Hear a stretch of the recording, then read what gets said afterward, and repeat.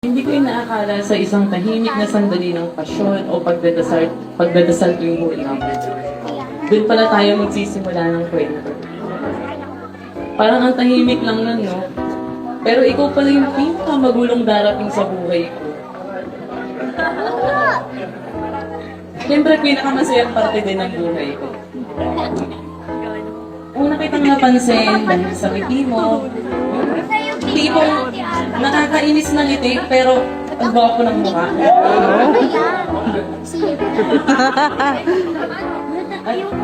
At alam mo, alam ng mga taong nandito ngayon, karamihan sa taong nandito ngayon, alam lahat ng pinagdaanan natin.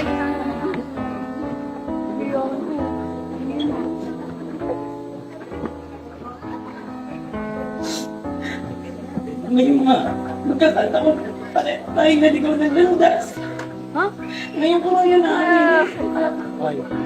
Dali ako ng sekreto sa buhay ko. Huh? What? What the hell? May mga away, may sakitan, may tampuhan. At minsan di ko lang alam magpanggap na hindi kita kakilala eh. Pero hindi ko pala kaya. Kasi kahit hindi ako makakuli, kaingay, katakaw. Ikaw pa rin yung aking bits mo nahanap ko sa dugo ng atin. Sa kabila ng lahat, naging matibay tayo. Naging sandalan natin yung isa't isa. Kaya ngayon, hindi tayong dalawa magpapakasal.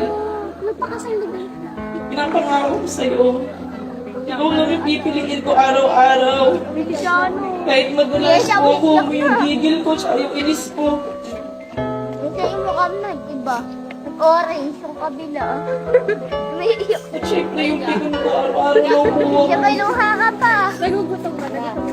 Tandaan mo, kahit gano'ng kahirap yung buhay. Kahit sobrang dami pa nating pagdadaanan at pinagdaanan.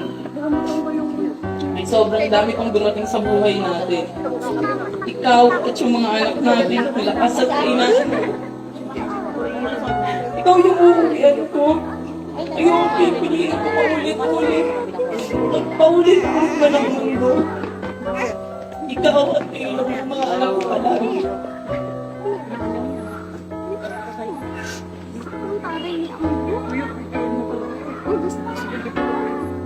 Kamukha mo pa. Tapos na.